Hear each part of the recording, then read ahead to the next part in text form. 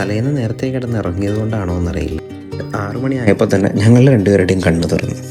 രാവിലെ എണീറ്റതിന് വേറെ ഒരു കാരണം കൂടി ഉണ്ടായിരുന്നു. രാവിലെ സ്റ്റാർട്ട് ചെയ്താൽ മാത്രമാണ് നമ്മളുടെ ഇന്നത്തെ കറക്റ്റ് പ്ലാൻസ് എല്ലാം ഫോളോ ചെയ്ത് എല്ലാം നമുക്ക് കവർ ചെയ്യാൻ പറ്റുള്ളൂ.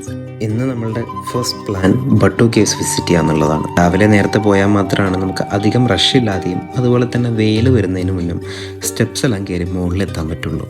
298 സ്റ്റെപ്സാണ് കറക്റ്റായിട്ട് ബട്ടു കേവ്സിനുള്ളത്. എല്ലാം കയറി മുകളിലെത്തുമോ എന്നുള്ളത് നമുക്കറിയില്ല, പക്ഷേ കംപ്ലീറ്റ് ചെയ്യണമെന്ന് തന്നെയാണ് ഞങ്ങൾ രണ്ടുപേരും വിചാരിക്കുന്നത്.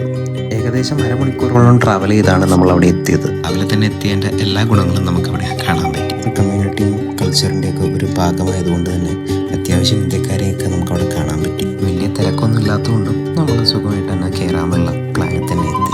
ഏകദേശം മുകളിലെത്താറായപ്പോൾ തന്നെ നമുക്ക് അതിൻ്റെ ഏകദേശം പിക്ചറൊക്കെ കിട്ടാൻ തുടങ്ങി. 400 മില്യൺ വർഷം പഴക്കമുള്ള ലൈംസ്റ്റോൺ ഹില്ലാണ് ബട്ടു കേവ്സ് എന്ന് പറയുന്നത്. നാട്ടിലൊന്നും കാണാത്ത തരത്തിലുള്ള കേവ്സ് ആയതുകൊണ്ട് അതിൻ്റെ ഉള്ളിൽ കയറി അതിൻ്റെ ഭംഗിയൊക്കെ ഒന്ന് ആസ്വദിച്ച് അവിടെ കുറച്ച് നേരം ഇരുന്ന് റിലാക്സ് ചെയ്തു. കുറച്ചു നേരം ഇരുന്ന് റിലാക്സ് ചെയ്ത് അവിടെ നിന്ന് ഇറങ്ങാൻ തുടങ്ങിയപ്പോൾ തന്നെ അത്യാവശ്യം റഷും തുടങ്ങിയിട്ടുണ്ടായിരുന്നു.